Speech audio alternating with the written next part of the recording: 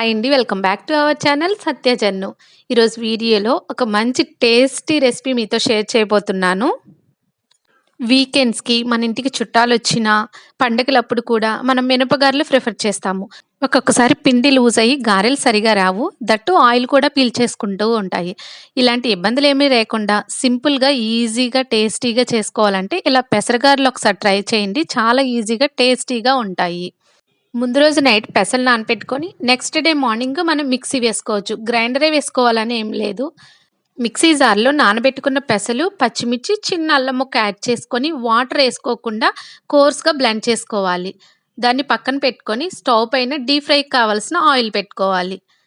కరివేపాకుని చిన్న చిన్న ముక్కలుగా కట్ చేసుకొని పక్కన పెట్టుకొని ఆనియన్స్‌ని కూడా చిన్న చిన్న ముక్కలుగా కట్ చేసుకోవాలి. కరివేపాకు, ఆనియన్స్ పెసరపిండిలో వేసేసి మంచిగా కొంచెం సాల్ట్ వేసి మంచిగా మిక్స్ చేసుకోవాలి.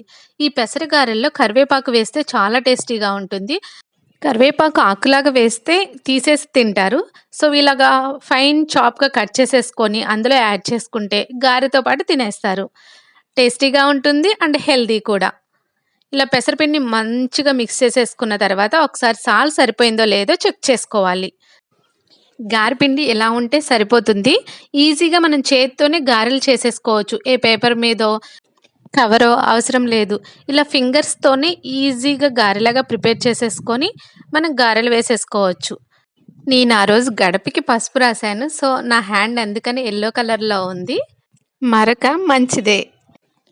ఫింగర్స్ పైన గారెలా చేసేసుకొని ఆయిల్‌లోకి డ్రాప్ చేసుకోవాలి. స్టిక్ అయిపోతది, ఆయిల్ పీల్చుకుంటది, సరిగా రావు అనేం భయపడాల్సిన అవసరం లేదు.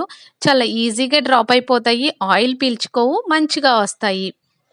మీడియం ఫ్లేమ్‌లో పెట్టుకొని అన్నీ ఈవెన్‌గా ఫ్రై చేసుకొని, ఒక టిష్యూ పేపర్ మీద గానీ, ఒక పేపర్‌లో గానీ వేసుకోవాలి. ఏమైనా ఎక్స్‌ట్రా ఆయిల్ ఉంటే అయి అబ్జర్వ్ చేసుకుంటది. యాక్చువల్‌గా ఆయిల్ అయితే అంతేం పీల్చదు. ఈసారి ట్రై చేసేటప్పుడు కరివేపాకు వేసి ట్రై చేయండి. చాలా టేస్టీగా ఉంటుంది. కరివేపాకుని చిన్న చిన్న ముక్కలుగా కట్ చేసుకోండి. ఇలా మంచిగా ఫ్రై అయిన తర్వాత ఒక పేపర్‌లో గానీ, టిష్యూ పేపర్‌లో గానీ తీసుకోవాలి.